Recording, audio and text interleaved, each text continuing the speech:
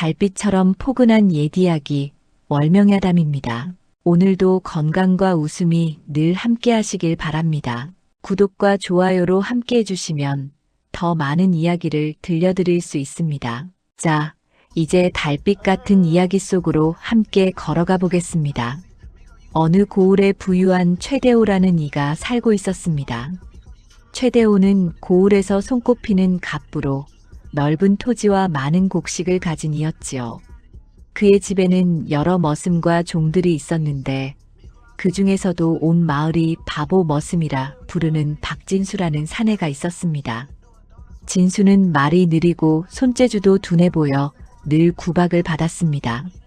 무슨 일을 시켜도 한참을 생각한 뒤에야 움직였고 다른 머슴들이 한 번에 끝낼 일을 두세 번에 걸쳐 해냈지요. 하지만 맡은 일만큼은 끝까지 해내는 성실한 사람이었습니다. 남들은 진수를 우습게 여겼으나 이상하게도 진수의 손길이 닿은 밭에서는 병충해가 들지 않았습니다. 진수가 돌보는 채소는 유난히 싱싱했고 그가 가꾼 곡식은 알이 굵고 단단했지요. 마치 땅이 진수의 마음을 알아주는 듯 했습니다.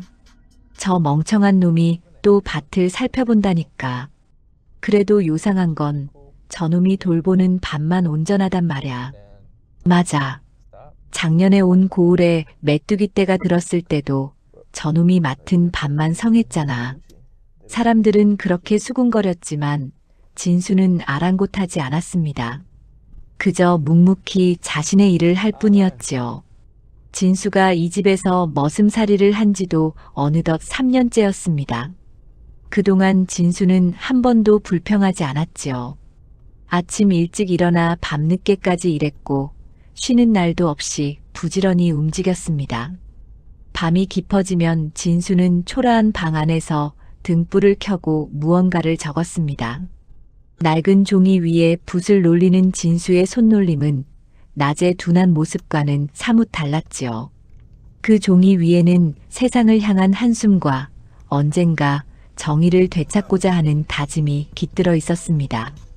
아버지, 아들이 반드시 억울함을 풀어드리겠습니다. 진수는 떨리는 손으로 붓을 쥐며 중얼거렸습니다. 아무도 몰랐지요. 이 바보 머슴이라 불리는 사내가 한때 영모 누명을 쓰고 몰락한 가문의 마지막 자손이라는 것을. 진수의 아버지 박윤겸은 청렴한 관리였습니다. 비록 높은 벼슬에는 오르지 못했지만 맡은 바 소임을 다하며 백성들의 존경을 받던 이였지요. 그러나 부패한 권력자들의 비리를 고발하려다 오히려 영모의 누명을 쓰고 참수당했습니다.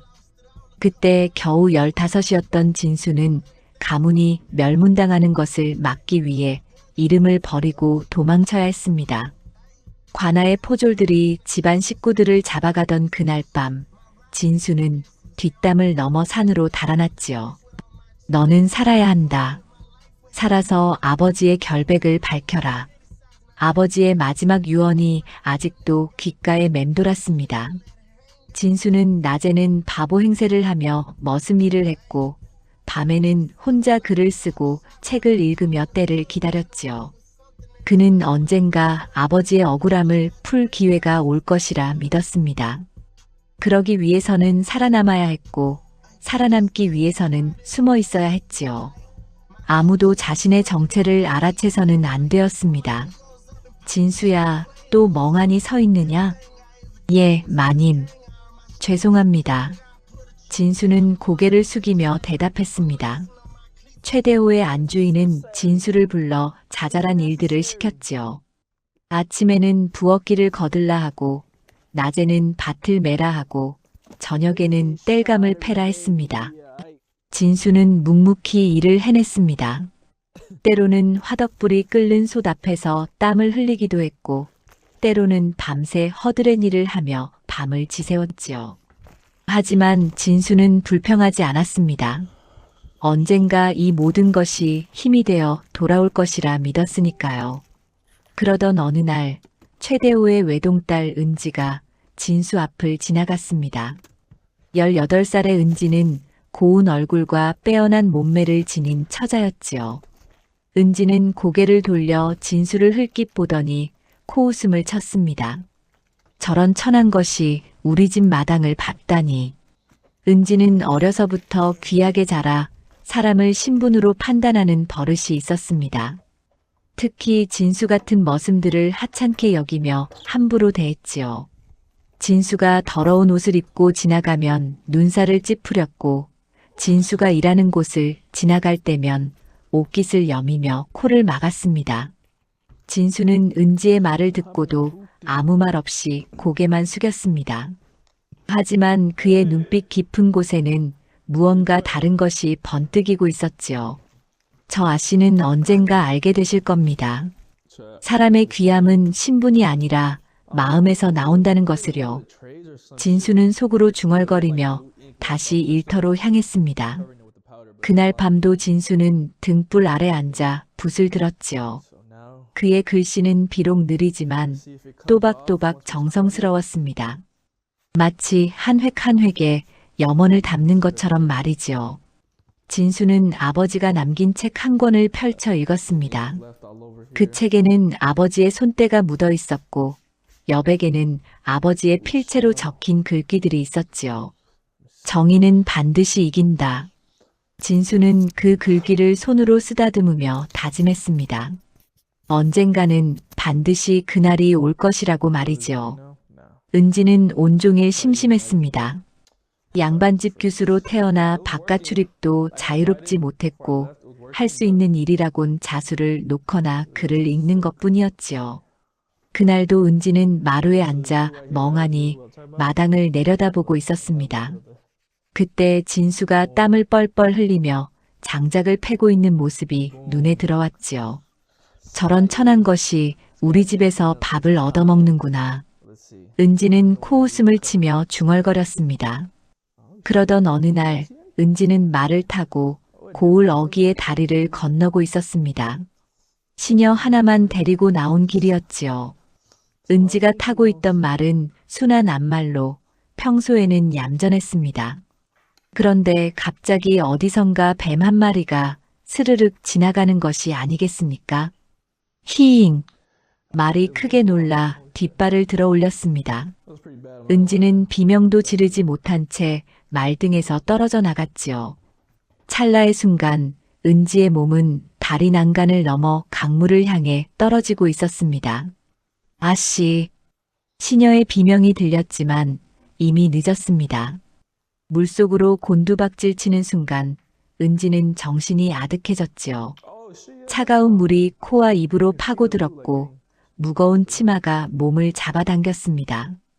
은지는 필사적으로 팔을 휘저었지만 물속에서는 아무것도 보이지 않았지요. 그때였습니다. 누군가 물속으로 뛰어드는 소리가 들렸습니다. 거친 손이 은지의 팔을 움켜잡았고 힘껏 끌어올렸지요. 은지는 그 손에 이끌려 물 밖으로 나올 수 있었습니다. 강둑에 올라온 은지는 숨을 헐떡이며 정신을 차렸습니다. 눈을 뜨니 진수가 온몸이 젖은 채 자신을 내려다보고 있었지요. 아씨, 괜찮으십니까? 진수가 숨을 몰아쉬며 물었습니다. 은지는 대답도 못한 채 기침만 했습니다. 물을 너무 많이 마신 탓에 목구멍이 따가웠지요. 진수는 은지의 등을 두드려주며 물을 토하게 했습니다. 천천히 숨을 쉬십시오. 은지는 한참 만에 정신을 차리고 진수를 똑바로 쳐다봤습니다. 평소 같으면 바보 머슴이라 무시했을 사내가 자신의 목숨을 구해준 것이지요. 은지는 이상한 기분이 들었습니다. 고맙다는 말을 해야 할 것 같았지만 선뜻 입이 떨어지지 않았지요. 집으로 돌아가십시오. 몸을 따뜻하게 하셔야 합니다.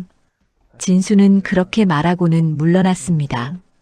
은지는 시녀의 부축을 받으며 집으로 돌아왔지요.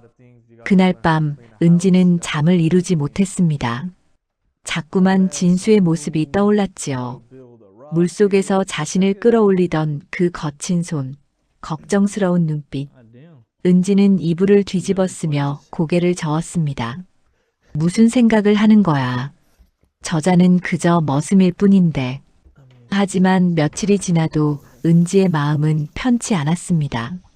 진수를 볼 때마다 묘한 감정이 들었지요. 그러던 어느 날 밤 은지는 뒷간에 가려다 이상한 광경을 목격했습니다. 행랑채 쪽에서 희미한 불빛이 새어나오고 있었지요. 은지는 호기심에 살금살금 다가갔습니다. 창문 틈으로 안을 들여다본 은지는 깜짝 놀랐습니다. 진수가 등불 아래 앉아 붓을 들고 있었던 것이지요. 그것도 아주 정갈한 글씨로 무언가를 쓰고 있었습니다. 은지는 눈을 의심했습니다. 머슴이 글을 쓴다고? 은지가 알기로 진수는 글을 모르는 천민이었습니다. 그런데 지금 진수는 자신보다 더 나은 글씨체로 무언가를 적고 있었지요. 은지는 숨을 죽이고 더 자세히 들여다봤습니다. 진수의 얼굴은 평소와 달리 진지했고 눈빛에는 슬픔과 결기가 서려 있었습니다. 은지는 가슴이 두근거렸습니다. 무서운 마음과 호기심이 뒤섞였지요. 저 사내는 도대체 누구일까? 왜 머슴 행세를 하며 숨어 지내는 것일까? 은지는 더 보고 싶었지만 누군가 올까 두려워 조용히 자리를 떴습니다. 그날 밤 은지는 잠을 설쳤습니다. 진수의 글 쓰는 모습이 자꾸 떠올랐지요. 다음 날도 그 다음 날도 은지는 진수를 다른 눈으로 보게 되었습니다. 예전처럼 함부로 대할 수가 없었지요. 무언가 비밀을 품은 사내라는 것을 알게 되었기 때문이었습니다. 저자는 평범한 머슴이 아니야. 은지는 중얼거렸습니다. 그리고 마음 한구석에서는 저 사내에 대해 더 알고 싶다는 생각이 자라나고 있었지요. 은지는 처음으로 신분이 아닌 다른 무언가로 사람을 보게 되었습니다. 그것이 무엇인지는 아직 정확히 알 수 없었지만 분명한 것은 진수를 보는 자신의 눈빛이 달라졌다는 것이었지요. 은지는 며칠 동안 고민했습니다. 진수의 비밀을 알아버린 이상 그냥 모른 척할 수가 없었지요. 호기심은 날이 갈수록 커져만 갔습니다. 결국 은지는 마음을 굳혔습니다. 직접 물어보기로 한 것이지요. 어느 날 저녁 은지는 진수가 홀로 헛간에서 농기구를 정리하고 있을 때를 노렸습니다. 사람들의 눈을 피할 수 있는 때였지요. 은지는 조심스럽게 헛간으로 다가갔습니다. 진수야. 은지가 부르자 진수는 깜짝 놀라 고개를 들었습니다.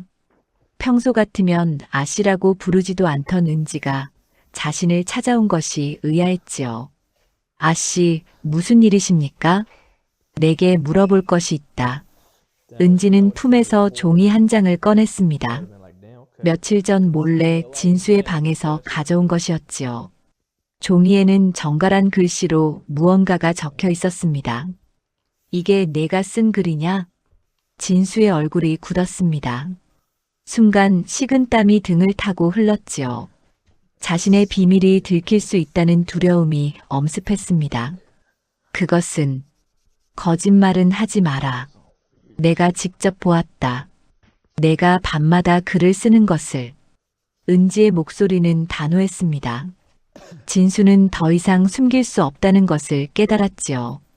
한참을 망설이던 진수는 깊은 한숨을 내쉬었습니다. 말씀드리겠습니다. 진수는 주변을 살피고는 낮은 목소리로 말을 이었습니다. 제 아버지는 억울한 누명을 쓰고 돌아가셨습니다. 역모라는 죄를 뒤집어 쓰고 참수당하셨지요. 은지는 숨을 죽이고 진수의 말을 들었습니다. 아버지는 부패한 관리들의 비리를 고발하려 했을 뿐입니다. 하지만 권력자들이 오히려 아버지를 역적으로 몰아죽였지요. 저는 그때 겨우 목숨을 건져 도망쳤습니다. 그렇다면 너는? 예, 저는 역적의 아들입니다. 하지만 아버지는 결코 역적이 아니었습니다. 진수의 목소리는 떨리고 있었습니다. 오랜 세월 혼자 품어온 비밀을 처음으로 다른 이에게 털어놓는 순간이었지요. 은지는 진수를 물끄러미 바라봤습니다. 그의 눈빛에는 한스러움과 결기가 함께 담겨 있었습니다. 그럼 너는 왜 여기서 머슴 노릇을 하고 있느냐? 살아남기 위해서입니다. 언젠가 아버지의 억울함을 풀 날을 기다리며 말입니다. 은지는 알 수 없는 감정에 휩싸였습니다. 지금까지 자신이 무시하고 멸시했던 머슴이 사실은 비운의 사대부 집안 자제였던 것이지요. 은지는 부끄러움과 동정심이 뒤섞인 복잡한 마음이 들었습니다. 그래서 밤마다 글을 쓰는 것이로구나. 예. 제가 할 수 있는 일은 그것뿐입니다. 아버지의 억울함을 기록하고 언젠가 세상에 알릴 날을 준비하는 것이지요. 은지는 한참 동안 말이 없었습니다. 그러다 조용히 입을 열었지요.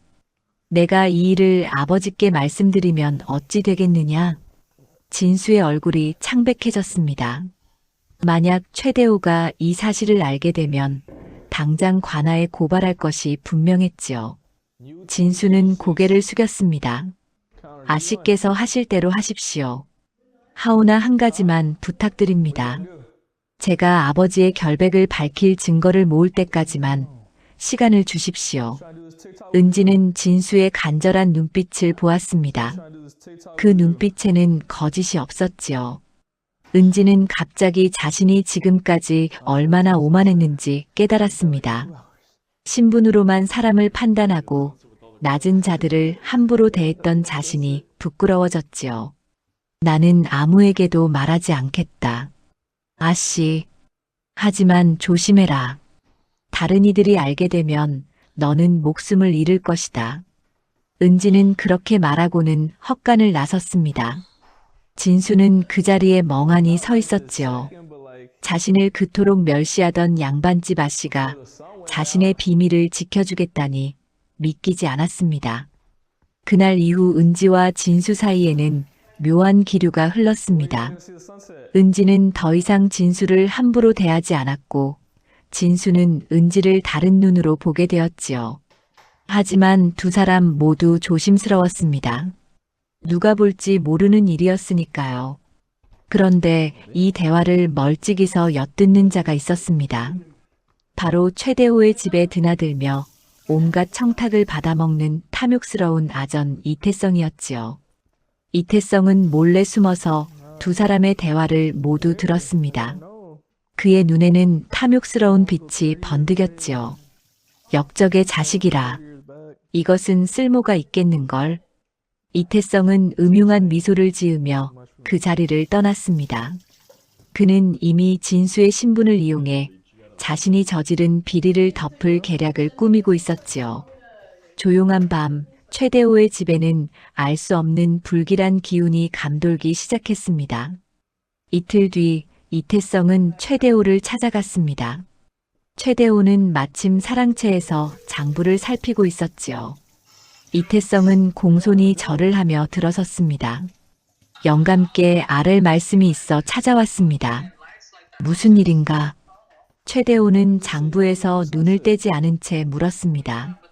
이태성은 주변을 살피고는 목소리를 낮췄지요. 영감댁의 머슴 진수 말입니다. 그자가 보통 놈이 아닙니다. 무슨 소리인가? 그자는 역적 박윤겸의 아들입니다. 영모를 꾀한 자의 자식이 영감댁에서 숨어 지내고 있었던 것이지요. 최대호의 손이 멈췄습니다. 장부를 덮고 이태성을 똑바로 쳐다봤지요. 그것이 사실인가? 제가 직접 그자의 입에서 들었습니다. 영감의 따님께서도 그 사실을 알고 계십니다. 최대호의 얼굴이 불그락 변했습니다. 분노가 치밀어 오르는 것이 역력했지요. 역적의 자식을 자신의 집에서 먹이고 재웠다는 사실이 수치스러웠습니다. 더구나 딸까지 그 사실을 알고 있었다니 채통이 말이 아니었지요. 당장 그놈을 끌고 오너라. 최대호가 소리쳤습니다. 하인들이 달려가 진수를 붙잡아왔지요. 진수는 무슨 일인지도 모른 채 사랑채 마당에 끌려왔습니다. 최대호는 진수를 보자마자 호통을 쳤습니다. 이놈, 내가 감히 역적의 자식으로 내 집을 더럽히느냐. 진수는 순간 모든 것을 직감했습니다. 자신의 비밀이 탄로난 것이지요. 진수는 고개를 들어 이태성을 보았습니다. 이태성은 비열한 미소를 지으며 고개를 돌렸지요. 영감, 소인은 억울합니다. 소인의 아버지는 역적이 아니었습니다. 입 닥쳐라. 관아에서 역적으로 판결한 자를 내가 감히 아니라 하느냐. 최대호는 매를 가져오게 했습니다. 굵은 매가 진수의 등과 다리를 내리쳤지요. 한 대, 두 대, 세 대.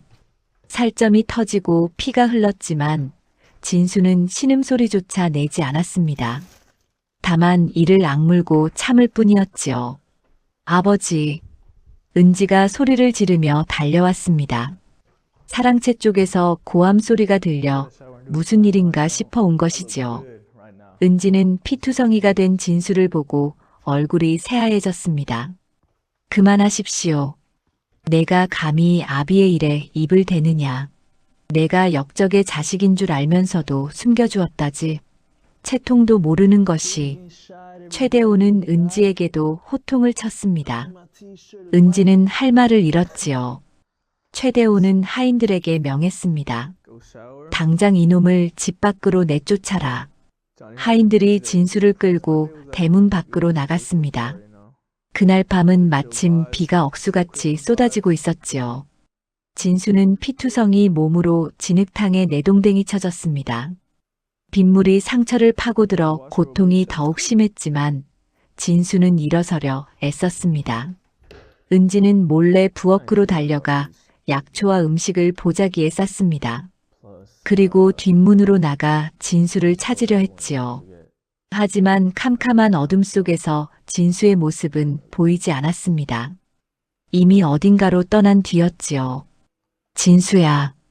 은지는 빗속에서 멍하니 서 있었습니다. 자신 때문에 진수가 쫓겨났다는 죄책감이 밀려왔지요. 만약 자신이 더 조심했더라면, 이태성이 엿들을 틈을 주지 않았더라면 이런 일은 없었을 것입니다. 그 무렵 최대호의 창고에서 이상한 일이 벌어졌습니다. 창고지기가 아침에 문을 열어보니 은계 여러 덩이가 사라진 것이지요. 창고지기는 놀라 최대호에게 달려가 아뢰었습니다. 영감, 큰일 났습니다. 창고에 은이 없어졌습니다. 최대호는 직접 창고로 달려갔습니다. 과연 은계가 든 괴짝이 텅 비어 있었지요. 최대호는 분노에 떨었습니다. 도둑이 들었구나. 그때 이태성이 나타났습니다. 이태성은 아주 침착한 목소리로 말했지요. 영감, 이것은 필시 그 머슴놈의 짓입니다. 쫓겨나기 전에 은을 훔쳐 달아난 것이 분명합니다. 그놈이. 최대호는 곧장 관아로 달려가 고발했습니다. 역적의 자식이 도둑질까지 했다는 내용이었지요. 관아에서는 즉시 진수를 잡아들이라는 명을 내렸습니다. 포졸들이 사방으로 흩어져 진수를 찾기 시작했지요. 진수는 그 사실도 모른 채 비바람 속을 헤매고 있었습니다. 온몸이 쑤시고 아팠지만 쉴 곳이 없었지요. 진수는 정처 없이 걸었습니다. 그러다 발을 헛디뎌 절벽 아래로 굴러떨어지고 말았지요. 진수는 바위에 머리를 부딪히며 의식을 잃었습니다. 차가운 빗물이 얼굴을 적셨지만 진수는 깨어나지 못했지요. 그렇게 진수는 절벽 아래 깊은 골짜기에서 죽은 듯이 누워 있었습니다. 하늘에서는 여전히 비가 쏟아지고 있었고 어둠은 점점 더 짙어져만 갔습니다. 얼마나 시간이 흘렀을까요? 진수가 눈을 떴을 때는 이미 해가 중천에 떠 있었습니다. 온몸이 쑤시고 아팠지만 이상하게도 따뜻했지요. 진수는 천천히 고개를 돌려 주변을 살폈습니다. 자신이 낯선 초가집 안에 누워있다는 것을 깨달았지요. 정신이 드셨습니까? 낮고 차분한 목소리가 들렸습니다. 진수는 고개를 돌려 목소리가 들린 쪽을 보았지요. 백발의 노인이 한 분 앉아 계셨습니다. 노인의 얼굴에는 세월의 흔적이 깊이 새겨져 있었지만 눈빛만은 맑고 형형했지요. 여기가 어디입니까? 노인장께서는 누구십니까? 진수는 가까스로 입을 열었습니다. 목이 타들어가는 듯 말라 있었지요. 노인은 물 한 그릇을 떠다 진수에게 건넸습니다. 이 깊은 산속입니다. 나는 서문학이라 하오. 진수는 물을 받아 마시다 그만 손을 떨었습니다. 서문학. 그 이름은 진수도 익히 들어 알고 있었지요. 한때 관아에서 명필로 이름을 날렸던 은둔 선비였습니다. 진수의 아버지가 살아계실 때 존경하던 분이기도 했지요. 선생님이십니까? 그 서문학 선생님 말씀이십니까? 그러하오. 그런데 자네는 어찌 나를 아는가? 진수는 떨리는 목소리로 대답했습니다. 소생은 박윤겸의 아들입니다. 서문학의 눈빛이 흔들렸습니다. 한참을 진수의 얼굴을 들여다보던 서문학은 천천히 고개를 끄덕였지요.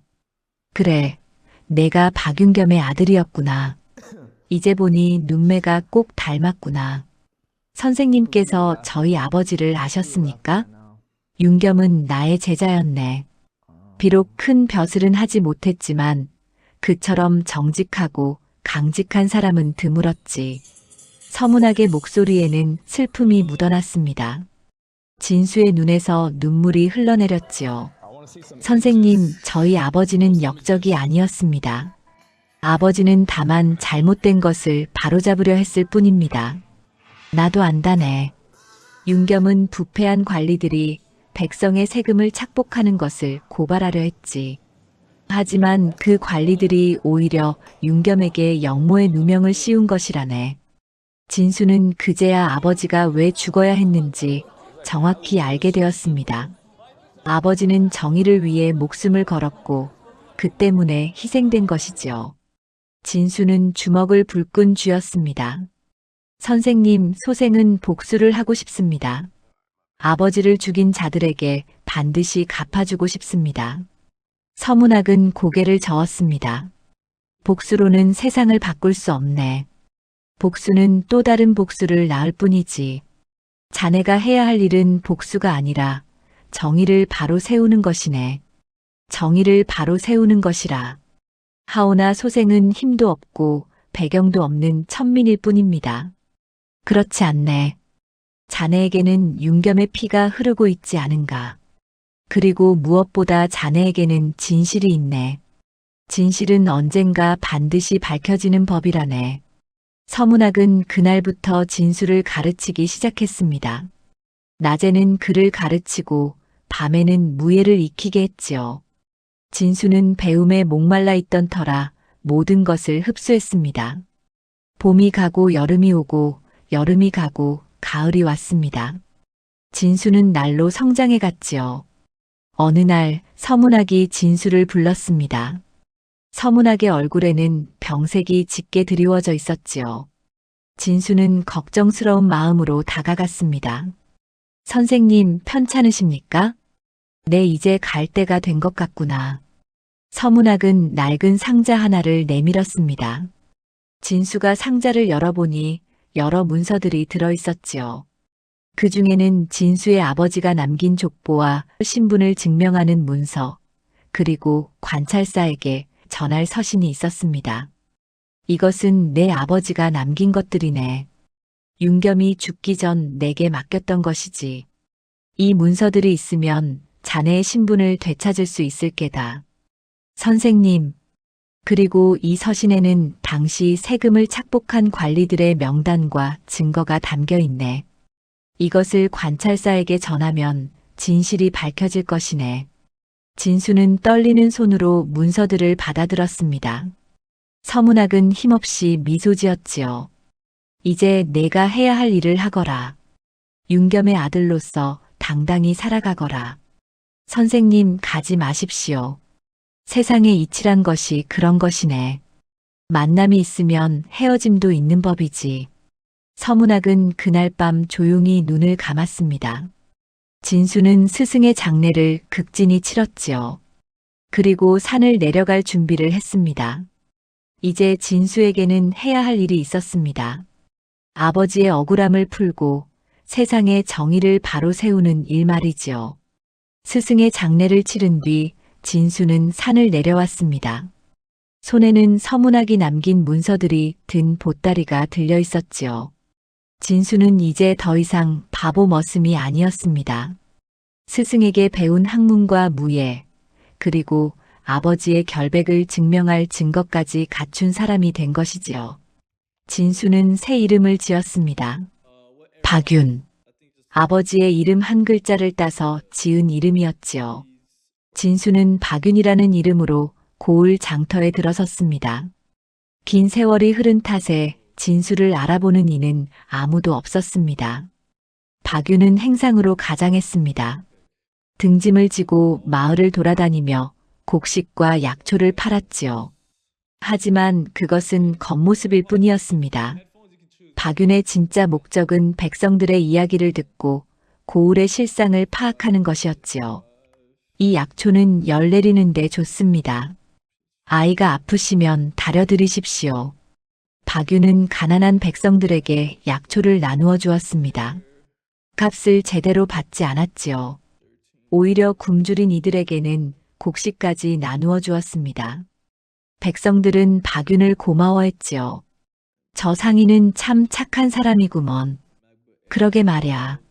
세상에 저런 상인도 있다니. 박윤은 백성들과 이야기를 나누며 조심스럽게 물었습니다. 이 고을은 살기가 어떻습니까? 말도 마시오.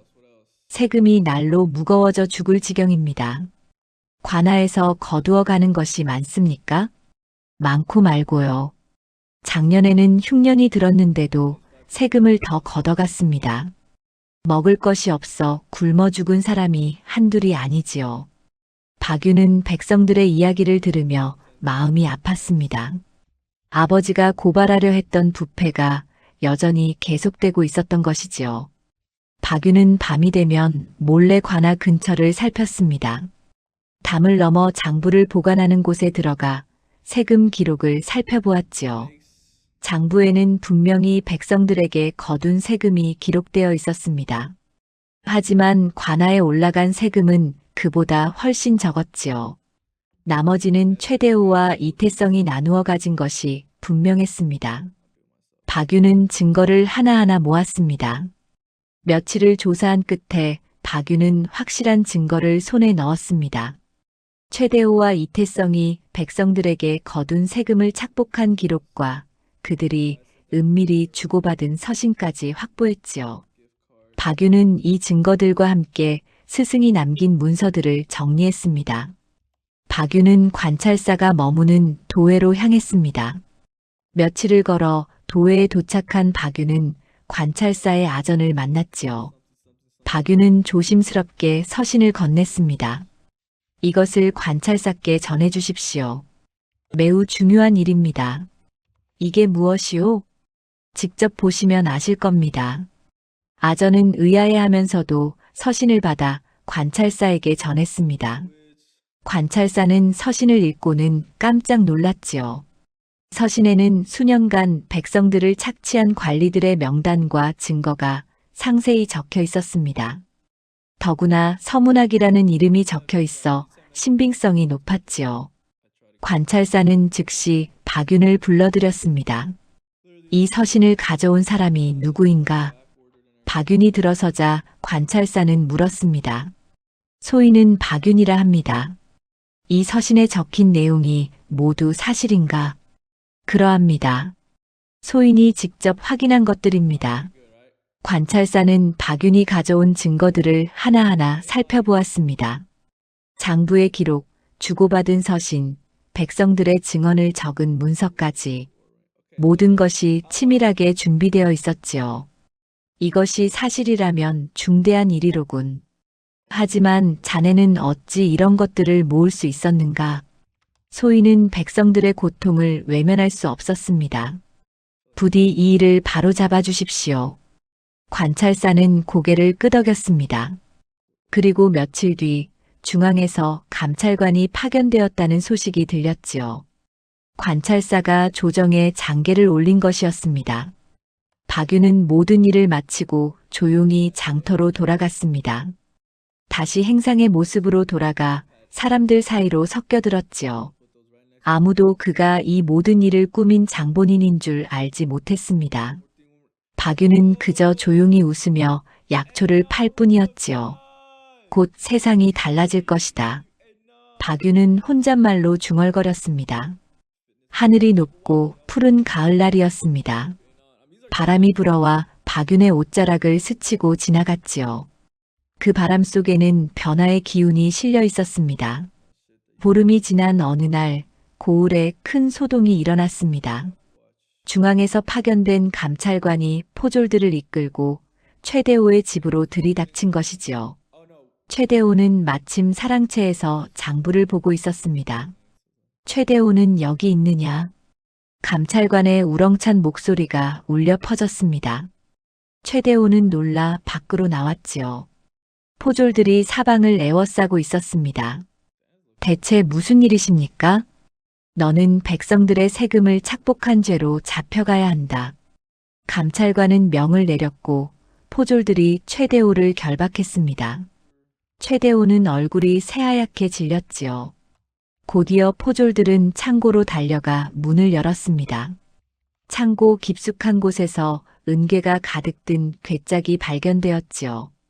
이것이 무엇이냐? 감찰관이 소리쳤습니다. 최대호는 말문이 막혔습니다. 변명할 방법이 없었지요. 포졸들은 이어서 이태성의 집으로 향했습니다. 이태성도 곧 붙잡혀왔지요. 나는 억울하오. 내가 무슨 죄를 지었단 말이오. 이태성은 발악하며 소리쳤습니다. 하지만 감찰관은 냉정하게 증거 문서를 내밀었지요. 이 장부를 보라. 내가 최대호와 함께 백성들의 세금을 나눠 가진 기록이 여기 다 있다. 이태성은 장부를 보고는 입을 다물었습니다. 모든 것이 낱낱이 기록되어 있었지요. 도망칠 길이 없었습니다. 내 놈들은 수년간 백성들을 착취했다. 흉년이 들었을 때도 세금을 더 걷어 백성들을 굶주리게 했지.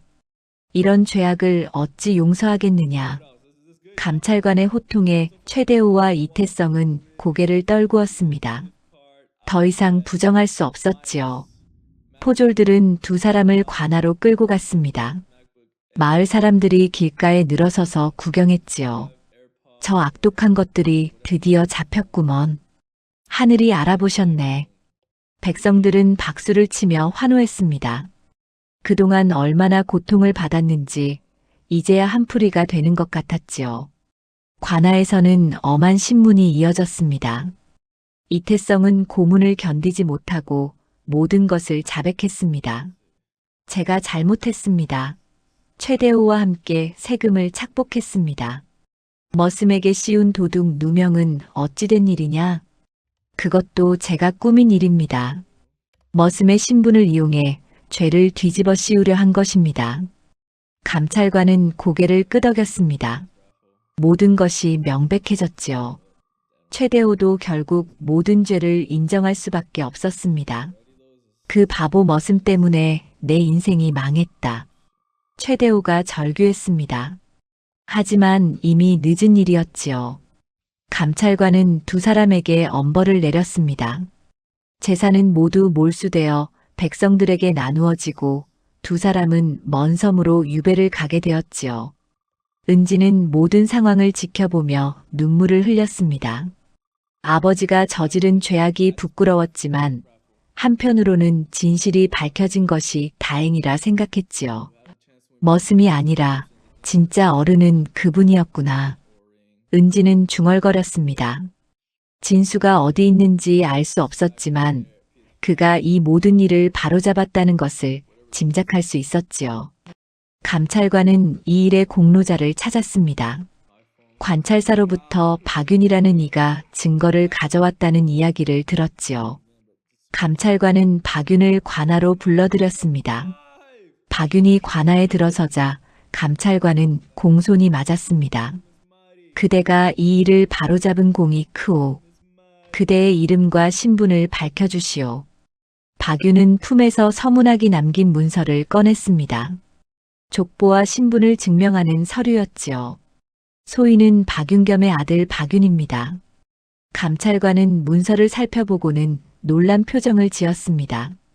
그렇다면 그대의 아버지가 억울한 누명을 쓴 박윤겸이란 말이오? 그러합니다. 감찰관은 깊은 한숨을 내쉬었습니다. 박윤겸의 사건은 조정에서도 의문이 많았던 일이었지요. 하지만 증거가 부족해 다시 조사하지 못했던 것입니다. 그대의 아버지는 정직한 분이었소. 이제 그 억울함이 풀리게 될 것이오. 박윤은 고개를 숙여 절했습니다. 오랜 세월 기다려온 순간이었지요. 감찰관은 이 모든 사실을 조정에 보고했습니다.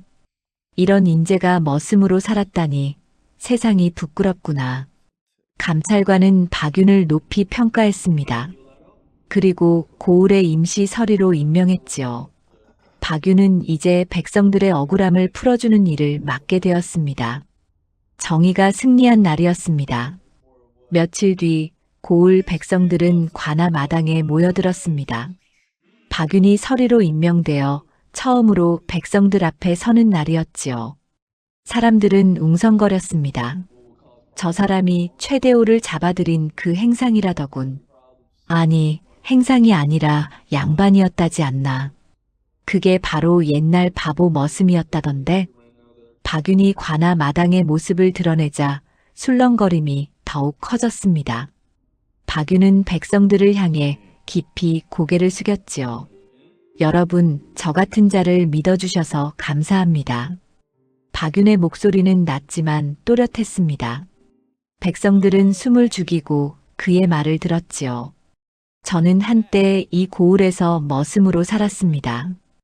여러분과 같은 백성이었지요. 그래서 저는 압니다. 여러분이 얼마나 힘들게 살아왔는지를 말입니다. 박윤의 말에 백성들은 고개를 끄덕였습니다. 어떤 이들은 눈시울을 붉혔지요. 하지만 세상을 바로잡은 것은 저 혼자가 아닙니다. 여러분의 인내와 희망이 있었기에 가능한 일이었습니다. 박수 소리가 터져나왔습니다. 백성들은 이제 박윤을 진심으로 존경하게 되었지요.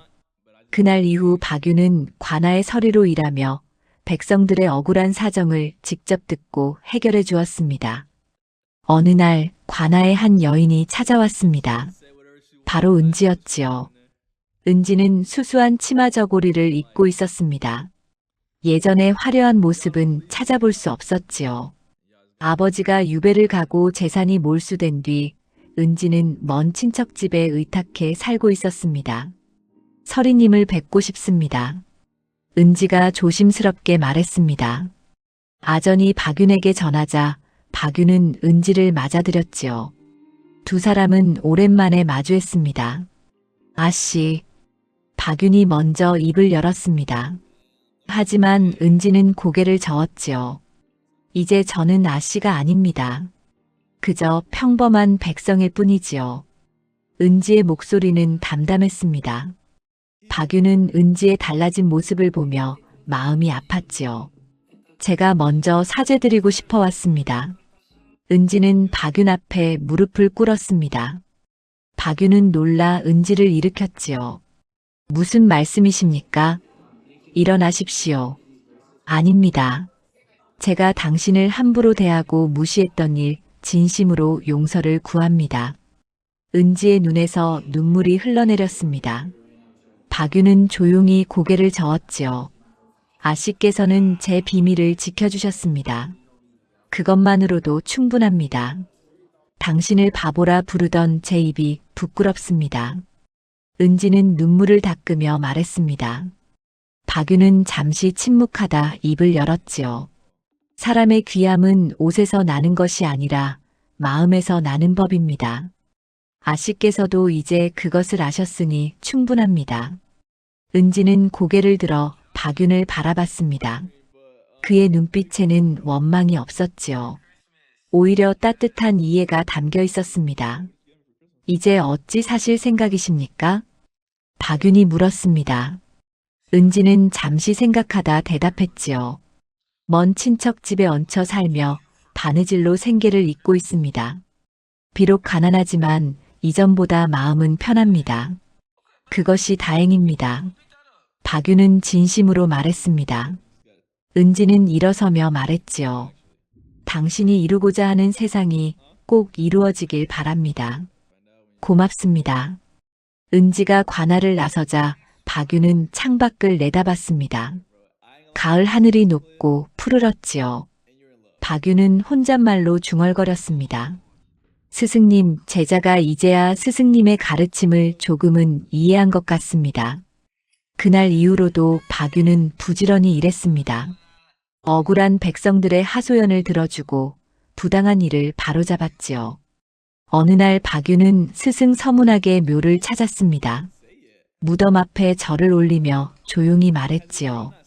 스승님, 하늘은 결국 사람의 진심을 알아보았습니다. 바람이 불어와 나뭇잎을 흔들었습니다. 마치 스승이 대답하는 것 같았지요. 박유는 품에서 붓과 종이를 꺼냈습니다. 그리고 또박또박 두 글자를 적었습니다. 인애. 사람을 사랑하고 올바름을 지키는 것. 그것이 스승이 가르쳐준 길이었고 박윤이 앞으로 걸어갈 길이었지요. 박윤은 붓을 내려놓고 하늘을 올려다봤습니다. 구름 사이로 햇살이 부드럽게 내려왔습니다. 새로운 세상이 시작되고 있었습니다.